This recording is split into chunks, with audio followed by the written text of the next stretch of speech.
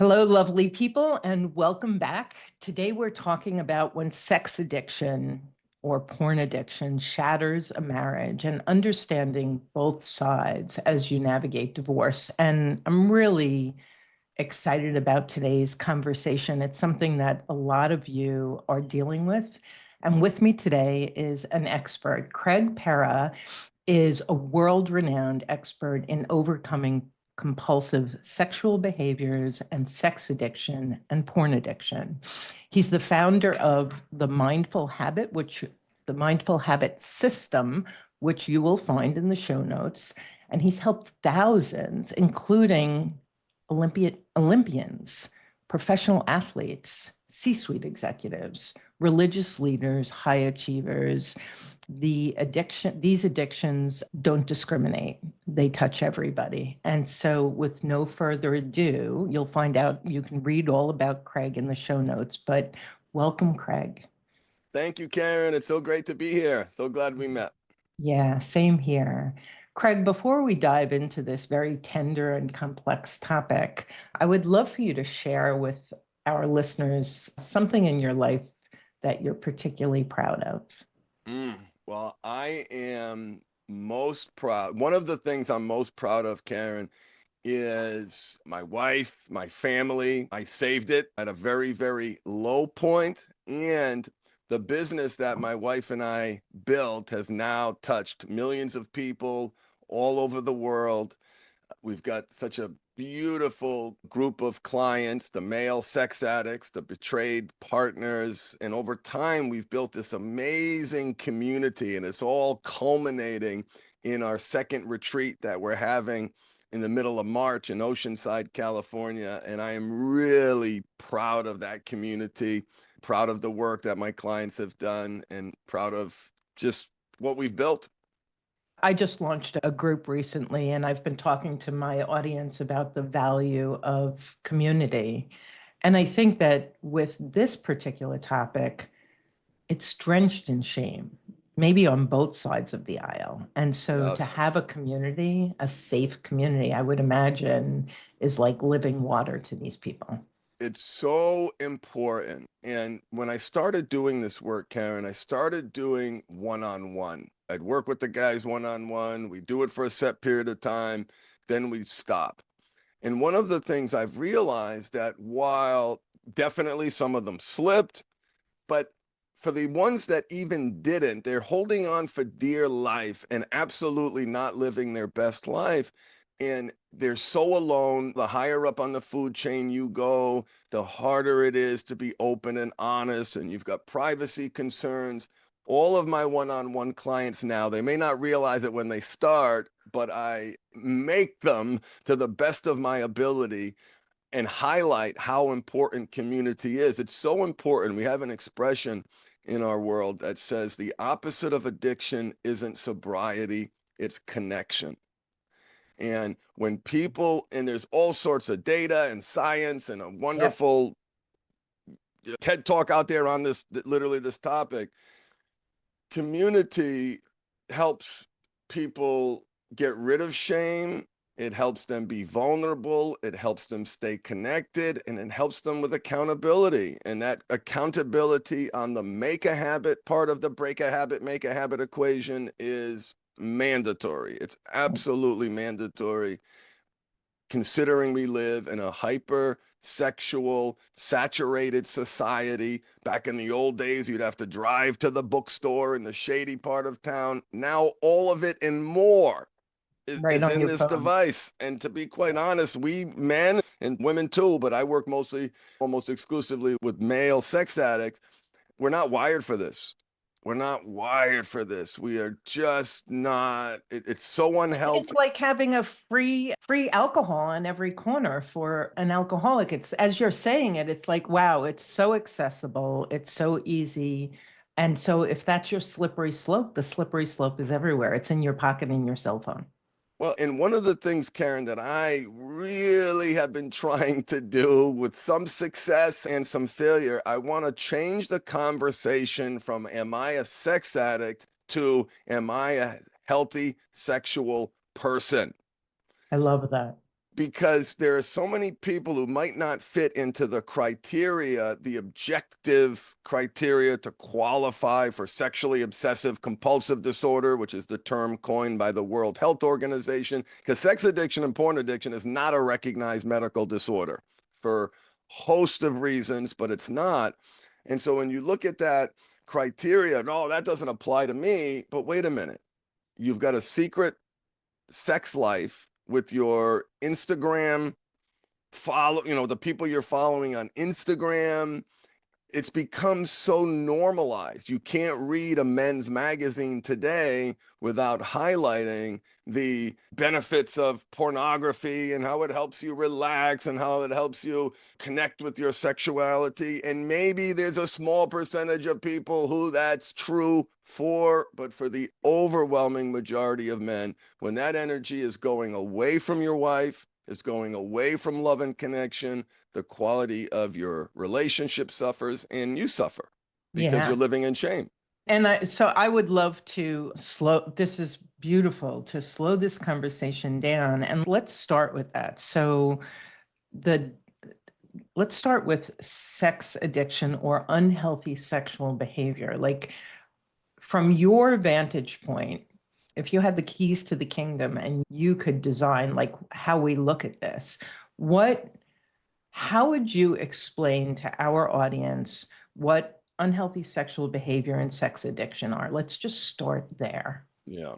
So is it done in secret? Mm-hmm. Start right there. Like, start right there. Do you have a secret sexual life that you are not sharing with your partner? Number one. You Flat.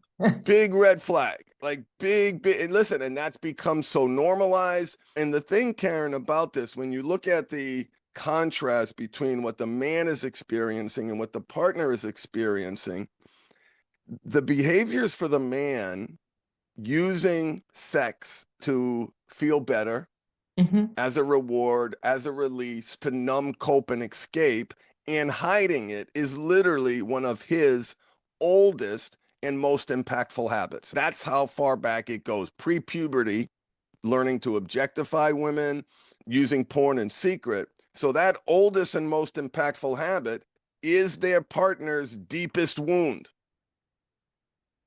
And explain, I know what you're saying, but I want you to elaborate on that. I think that that's key. So, because we magnetically attract to the wounds of, so I want to hear what you have to say about that. Yeah. So the women, if you look at how men are socialized and the culture surrounding men, and let's take a boy raised in a religious home and he may have gotten some sexual shame. However, there was it's kind of what guys do. It's what, it's fun and guys share the videos and, aha, look at this, look at that. It's so normalized. But when you look at the partner's experience, so this oldest and most impactful habit triggers that deep betrayal trauma wound. So there's the secrets, the partners internalize, the wife internalizes his behavior as he This, doesn't love me, I'm not good enough. They rightfully so call it cheating. So this behavior that has been happening, if you look at it just from a frequency perspective, you take a guy who's 60 years old, we're talking about thousands of times. He has wow. done this thousands of times. And Karen, I had a guy, he's 65 on the program. He realized this is one of the things that stuck with me. I don't think I'll ever forget it. I watched as I'm looking at him like I'm looking at you now. And I saw this light bulb go off. And he says, "Oh my God, I've watched porn and masturbated more times than I've brushed my teeth." Because there was a period in Wow. his life when he was young, he didn't really brush, he'd do his But mouthwash, he never missed the porn but and he never missed this. So you've got this oldest and most impactful habit, again, rightfully so, causing this deep wound. The partner is hurt, she's devastated, she's betrayed, she can't believe that he's been able to keep this secret. It's shocking when it's exposed.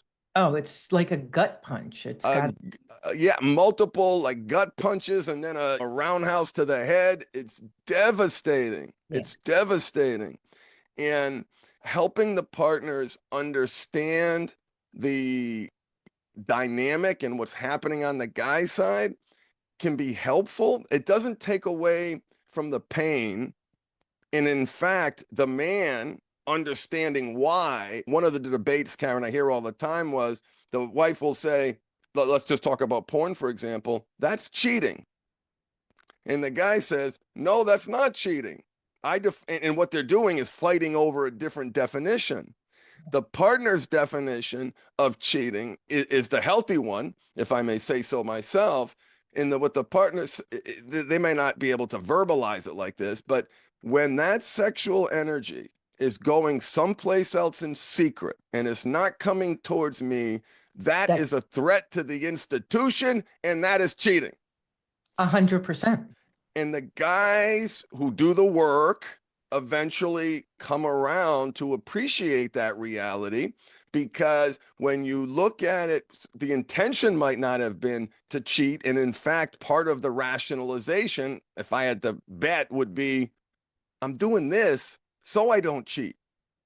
They've rationalized it. They've Right. justified it. So I Right. I am don't. not with a live human No, being. I'm not no, falling in love. I am not, no. like, I am just pleasing myself. How is that cheating?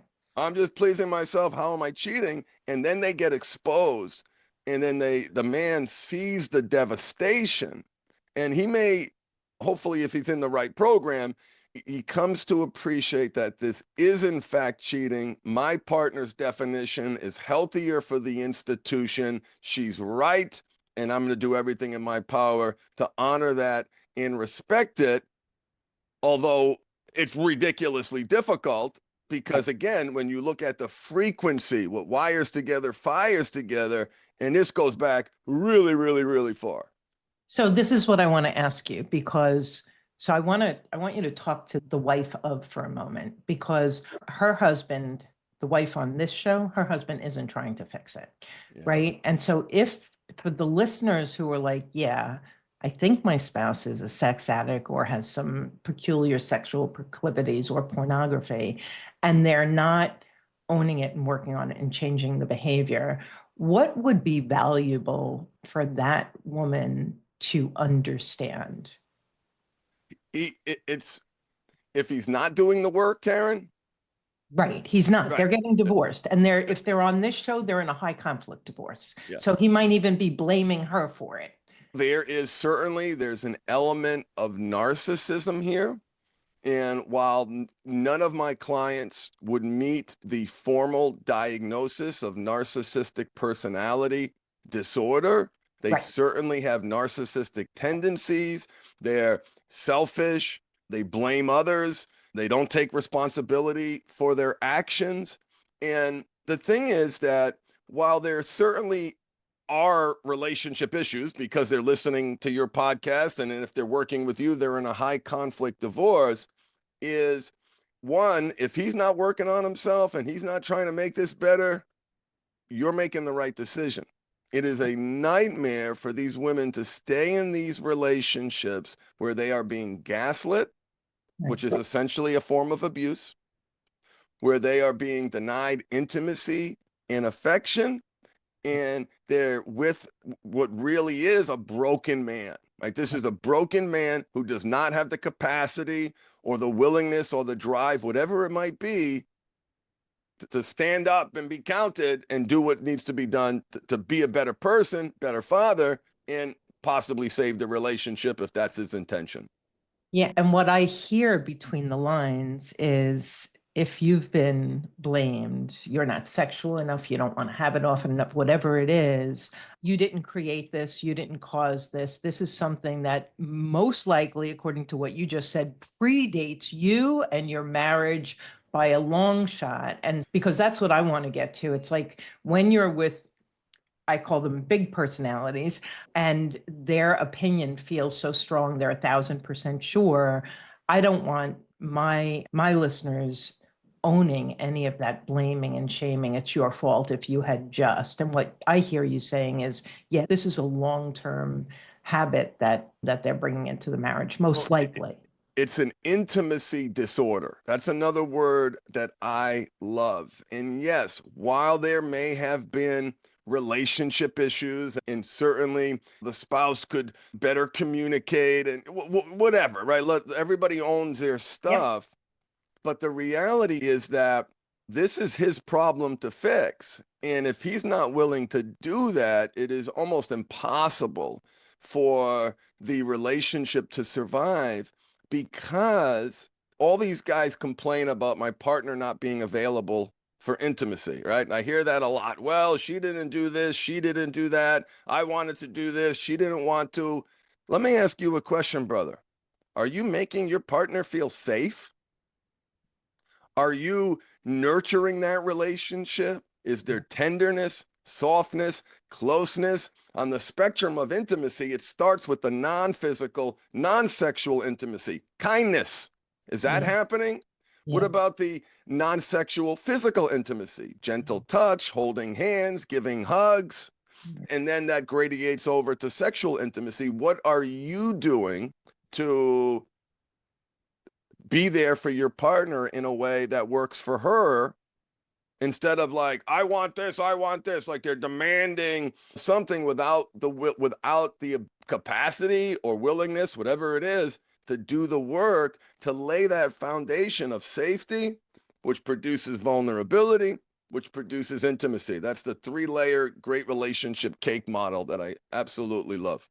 Beautiful, beautiful. And I was just going to ask you, like, what are the other signs of an intimacy disorder? And you just outlined it so beautifully. So if you're wondering what's going on and your spouse doesn't hold your hand, they don't come up behind you and give you a hug, they don't cuddle with you, they don't help you with the dishes, they don't do all of those just like gentle, intimate, kind things.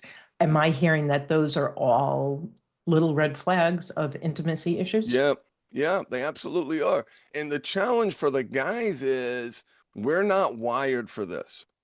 We're not trained to be this way. In fact, what happens with men, there's this concept that John Gottman and his wife talk about. They talk about spontaneous desire and responsive desire. What Mhm. spontaneous desire is, that's the desire that exists in the beginning of a relationship. Every relationship has that, roughly 1 year Hot and period. heavy, right? Yeah, rah, you got that drive. You can't wait to see the person. But the reality is, for every relationship, that is going to fade to varying degrees. So Mm. what the guy says, and listen, I was in this place. I was a horrible husband. Once that spontaneous desire faded, well, that means the relationship's broken. That means my wife doesn't want to do A, B, C, or D. That means all these different things, but that's not happening at all because I wasn't trained on the concept of responsive desire. And what responsive desire is, that is the desire that responds to safety, vulnerability, non-sexual, non-physical intimacy, physical, non-sexual intimacy, and then producing that sexual intimacy. It starts here, and without that, it's just not gonna work. Yeah. Do you have men who are in your program so they have these challenges and they're in unhealthy relationships? Do you have a situation? Because I think I want to talk about both sides of it. Divorce feels like an overwhelming perfect storm as you navigate pain, fear, and confusion while struggling with unfamiliar legal procedures and the pressure to make complex decisions that will impact the rest of your life. Our free Rapid Relief Call provides the clarity and confidence you're yearning for. Visit rapidreliefcall.com for support and guidance today. Of course, your friends and loved ones care deeply about you. But if you're honest, while they mean well, when it comes to your divorce, they just don't get it. And sometimes you leave those conversations feeling even more isolated. If you're feeling lonely and craving connection, support, and practical guidance, our high conflict divorce support group is open and accepting rolling enrollments. Facilitated by Karen McMahon, you join from the comfort of your home and feel heard, seen, encouraged, and powerfully guided in the emotional and practical steps ahead. Go to jbddivorcesupport.com/HCDSG and join us today. So about 4 to 8%, depending upon the timing, but it's at least 4% of men in my program are in objectively defined abusive relationships. And that can be evidenced by his secret porn use is now being weaponized against him. The partner, usually they're high trauma cases, unresolved trauma cases, anger, rage, physical abuse in some cases, verbal abuse in other cases. So there's that 4 to 8% of men who come to me. And Karen, here's the thing. Many of these guys have been in treatment for years for their sex addiction, years for their sex addiction, years for their sex addiction. They come to me and I'm like, okay, well, let's look at the factors that may have contributed. How are things at home? Well, Right. my wife hits me. Wait. You have been in therapy for 8 years treating your sex addiction and no one thought to address the fact that you're being struck at home? Yeah. Or that you're being verbally abused or you're threatened with blackmail? Yep. And the reason, Karen, for that is because there's a very narrow prism that practitioners have when they're treating sex addiction, porn addiction, not a recognized mental disorder. They treat it as the root cause. We've got to fix the sex. We've got to fix the porn. I don't And want to it's be a symptom, is what you're saying. and It's yeah, not a like I cause. don't want to be crass, but I don't care. Listen, I care about that. Of course, I care about that, but Yeah. allow me to be a little sassy. I don't care about that because if we don't address the deeper underlying issues of you, like, why are you in a relationship where you're being abused? Right. What's going on underneath the surface that has you unable to set healthy boundaries, to prioritize your mental health? And how did you get in this place? And Right. so while we as men can accept 100% responsibility, however, it would be foolish, and it is foolish, to ignore the relationship distress and how that might be contributing to the compulsivity. 100%. And I think I work a lot with high achieving men who run big companies and what have you. And you said this when you opened up. It's so there's the shame of the sex addiction. There's the loneliness of being at the top of whatever professional heap you're at the top of. And now who do you share this with? And then there's this added piece that behind closed doors at home, I'm a doormat, even though I'm this rock star out here in the world doing things. And so it gets so complicated. And I would love to talk for a few minutes about what you see as those root symptoms that drive people into both unhealthy relationships and unhealthy behaviors. Yeah. Low self-esteem. Allow me to grossly oversimplify, Karen. The root cause common denominator of every client that I've ever worked with is some version of lack of love for self. 100%. I think we could say that across the board with so many problems, but 100%. Across the board with so many problems. And can you just speak? I would love, since you've been through this, and I know you've got thousands of clients you could point to, but can you speak really personally about that piece of it? Like, what was it for you when you were ready to come toe to toe with your own addiction in a healthy way? And that self-love piece. As a guy, I talk to both my male and female clients, but I'm so curious, as a guy, what was that journey like for you? Yeah. Well, listen, if I was at my low point and I heard someone on a podcast like me talking about the common denominator is lack of love for self, I went, listen, I love myself. I'm an executive. I've got a great job. I'm on the upward trajectory, which I wasn't because I got fired twice. And the last firing resulted in a suicide attempt, ended up being in the hospital for 3 days. And when you really unpack this behavior, this being this intimacy disorder, see, you can't give what you don't have. And if you don't love yourself, you're unable to give that. And there's so much brokenness in men today. They're taught to stuff down their feelings. There's this emerging manosphere that's growing out there, this hyper masculine coward cowardly approach to being a man that seems to return to the misogyny, and let's go back to our roots where we controlled women because we're so Yeah. weak and powerless. We have to control them instead of being an equal partner. So there's a lot of that narrative out here.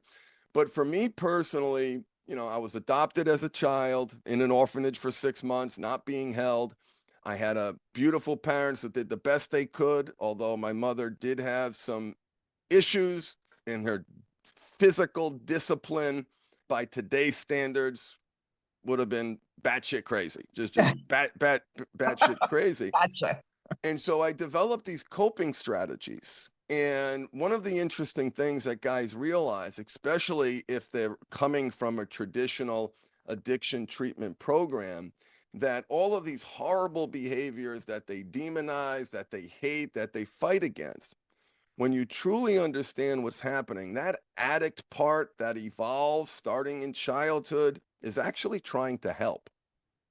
This is a coping strategy. This is a way to hide from discomfort, to have a release, and it sounds so silly, but it's true. This behavior is freedom. It's autonomy. When I'm a big executive and I am perceived to be in control, the reality is I'm not. I'm a cog in this big machine, got a board barking at me, and that lonely place up here at the top when this is the place where they're free.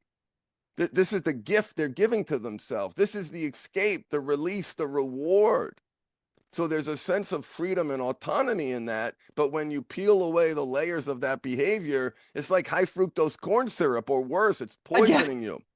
Yeah, really. And it's a quick hit. And then is there a crash just like any other? Yeah. Oh, yeah. Here's something that's interesting, Karen, is we have clients who come into the program, and it's why I have to be so careful about knowing my lane, when to refer people out.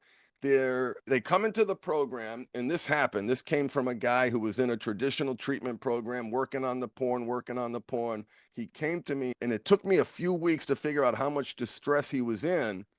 By removing this behavior, he literally, because it was the coping strategy, the glue, holding it all together, by removing this behavior resulted in massive panic attacks that resulted in him being hospitalized. Hospitalized Like his because entire system didn't know how to handle anything without that. I can't. And let's say you got a client who might be the occasional drinker. The Right, sex and porn comes down, the drinking gets worse. right.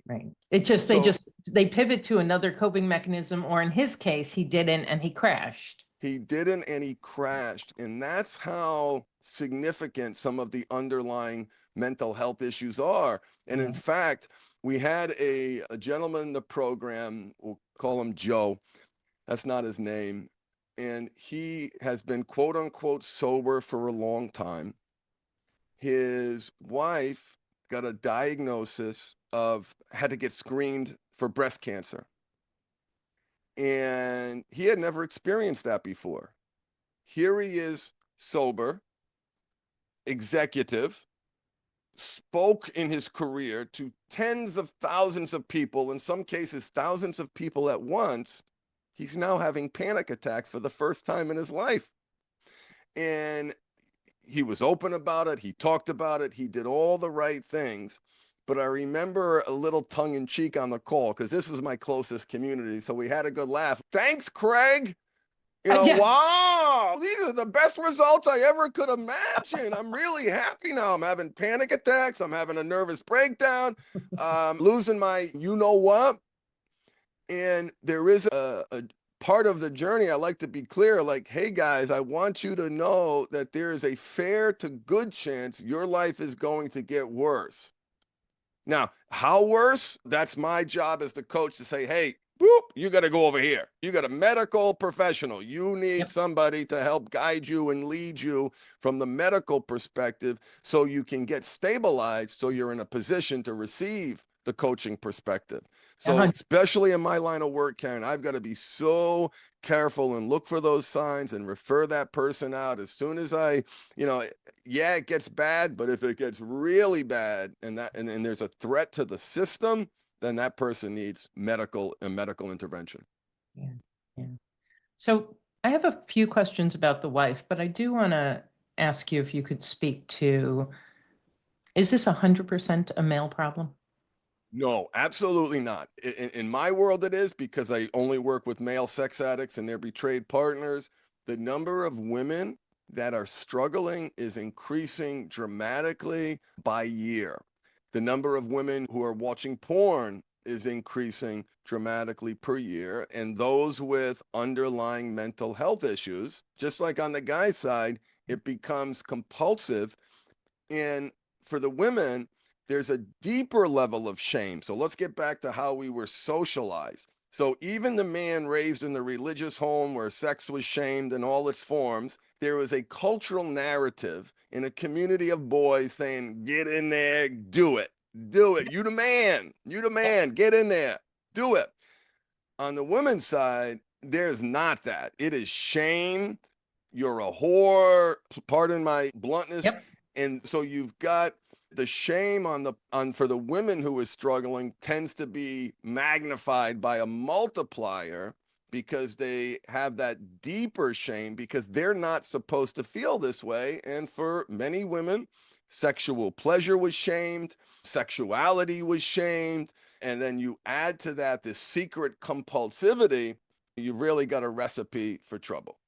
Yeah, you really just described that so beautifully. And then they're the minority, right? Like we were talking about, are there a lot of people out there supporting when women sex addicts and porn addicts, and probably not, because there's such a, so it's even, so just like our men have such a hard time finding community because men are supposed to just pull themselves up by their bootstraps and blah, blah, blah. It sounds to me like women in this position might also struggle with finding the kind of support like that's equivalent to what you offer your men. I've been doing this, Karen, for 13 years, and I would love to find a competent, qualified referral source for women because we get calls all the time. And I wish I had something better for them, but the treatment that I'm aware of tends to be a shame based. Yeah. And We said that earlier, right? there's That nothing wrong with a faith-based approach. However, when that faith-based approach isn't rooted in science, and I like to say to my religious clients, God gave us science. We can't ignore these gifts. What are we doing here? You can't just pray this away. You can't hope for some spiritual awakening that makes it all go away. Those awakenings are called emotional catharsis, and they are fleeting. They do not last. And that's so, but when you're in treatment, let's say you're a female in treatment and you have that emotional catharsis and you connect with the Holy Spirit, or you realize how your childhood might have played a role, and they have these big moments. And that happens a lot in therapy. And people have those big moments and everybody pats themselves on the back and everyone's like, yes. And that's usually when people stop treatment because I'm better completely. now. That is a myth. It is an illusion. It doesn't last. It doesn't last. And I call those emotional catharsis moments fireworks, Karen, because fireworks are big and beautiful, and I want everybody to see them, but they fade. They fade very big and powerful. This big magical moment in the sky, And then it's boom, gone. it's gone. And so the So problem is in these cases that these people aren't being trained on how to, what do I do with that? How do I take that lesson and operationalize it or incorporate it into the fabric of my reality? Those emotional catharsis moments are stepping stones. They're the beginning, not the end. right. So I want to know, how do you, because you said that you also support the wives of.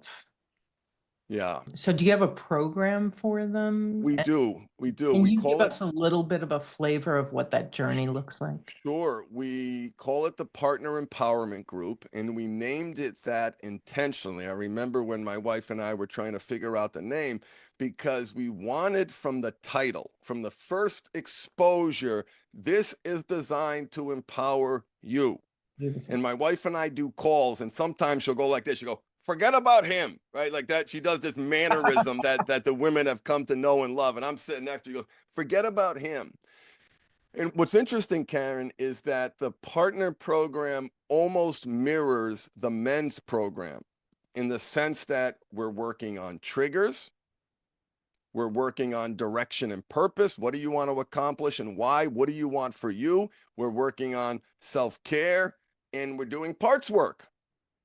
That part of you that's devastated, betrayed, and hurt. Because the thing about the partners, Karen, that we find, and I may be stating the obvious, but hopefully in a way that people can receive, our partners present with what we call stacked trauma.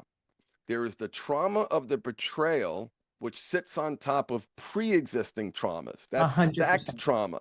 So there, the lens, I got my glasses on, the lens through which they're experiencing this trauma is that insecurity, sexual shame, I'm not good enough, he doesn't love me, I'm out of control. So we have to treat both, and we do that through the parts work, the internal family systems model, helping them, okay, that part that rages or the part that gets angry, let's talk about that part. Where did that come from? And there's always a childhood component. There's always, and the childhood stuff, obviously we use the word trauma where appropriate, but the word that I like is training. How are you trained to react this way?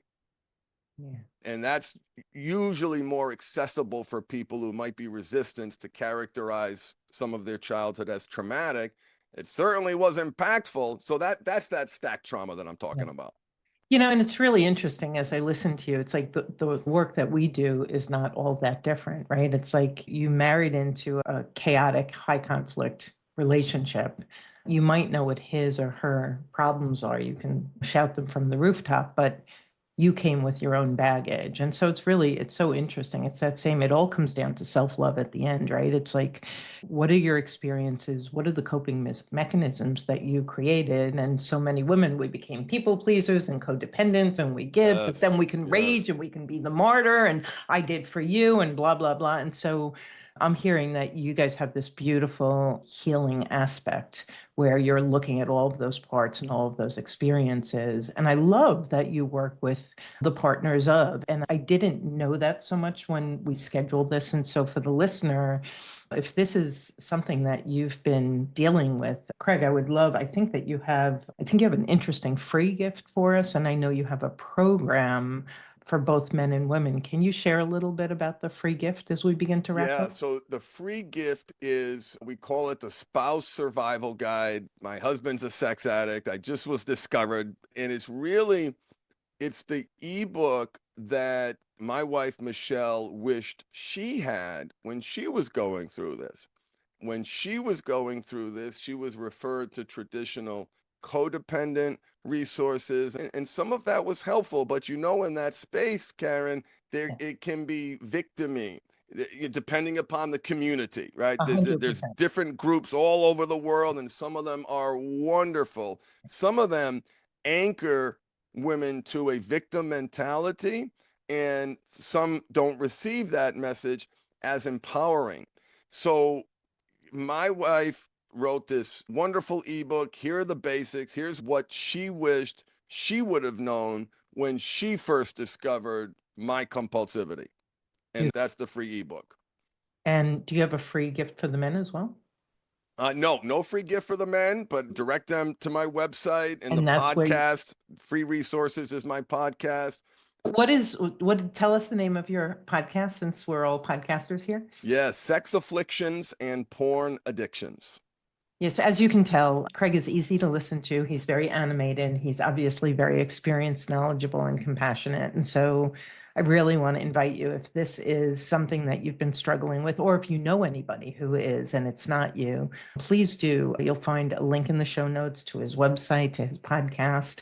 I have one last question for you, Craig. I always love to put a little focus on breaking generational chains. And so for the children in these households, when you talk about healthy behavior and unhealthy behavior, and especially for the young boys, is there anything that you could recommend in terms of how parents handle when they notice boys becoming interested in their own bodies or even interested in girls' bodies. Like they're so young and innocent. And I've had so many friends so inappropriately go to shame and bad and horrified that their son is some problem when he's just exploring. Could you just speak to that before we wrap up?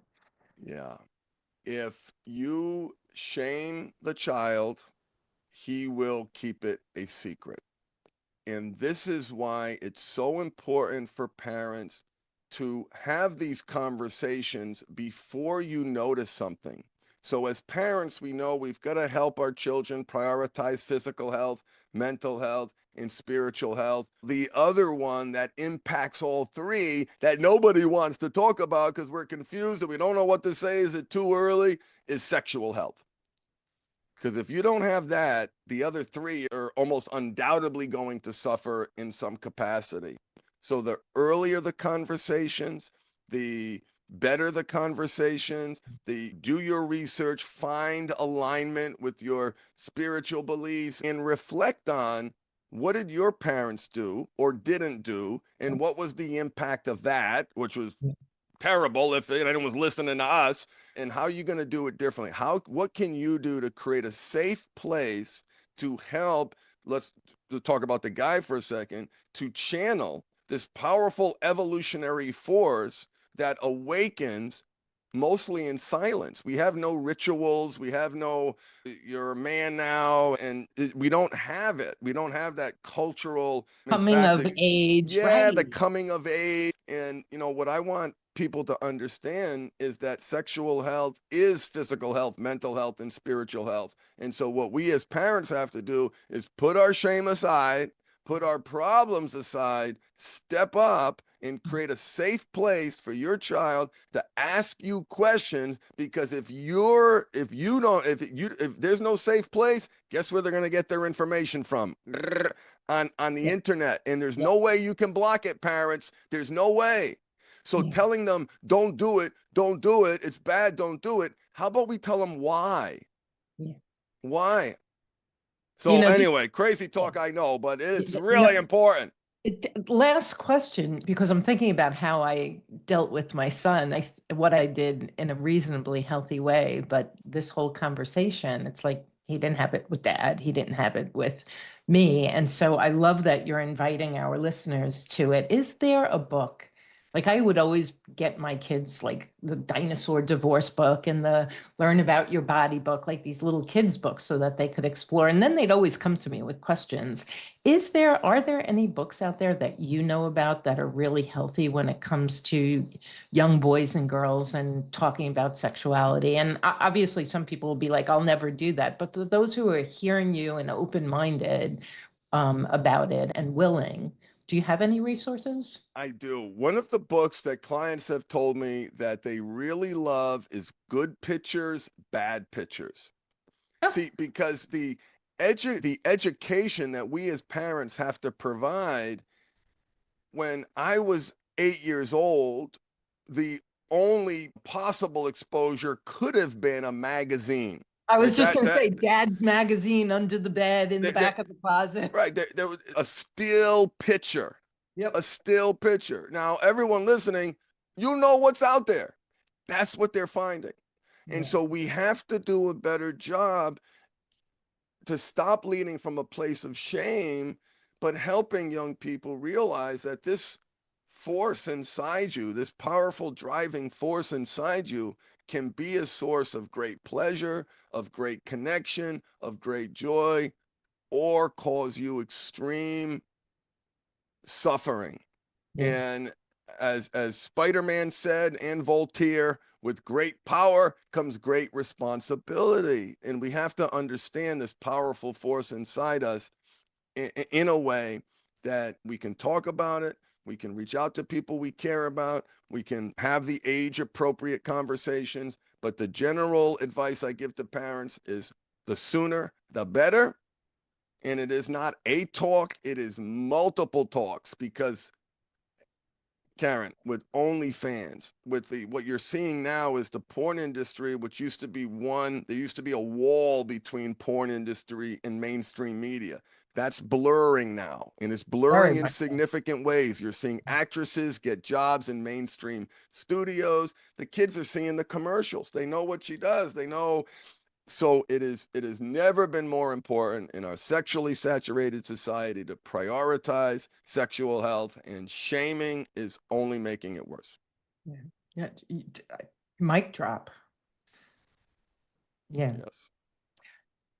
Craig, thank you so much. Tell Welcome. us the name of your website, mention the name of your podcast again. All of this is in the show notes, folks, but just share. Yeah, thank you, Karen. So the website is mindfulhabithelp.com. You'll be able to link to my podcast, link to my 13 years of testimonials. We're really, really, really proud of those. And the name of the podcast is Sex Afflictions and Porn Addictions, where you're going to get an evidence-based way to treat this problem at the root so you can create healthy sexuality and a great life. Those two things are inexorably intertwined. One does not exist without the other. In fact, I like to say, Karen, and it's total clickbait, I know, but it is still my truth 13 years later, the cure is the aggressive pursuit of a great life. That's what it takes to overcome this childhood habit that started at 8 years old. Beautiful. I love what you do in the world. Thank you. Thank you. And like so many of us, you clearly took like your darkest days and made it your purpose and passion. And you're so passionate and you're so knowledgeable and you're helping so many. And so I just want to thank you. Thank you, Karen. I love this connection that we have, and I can't wait to do it again. I'm excited to have you on my podcast, and I'm just really blessed to be here. Thank you.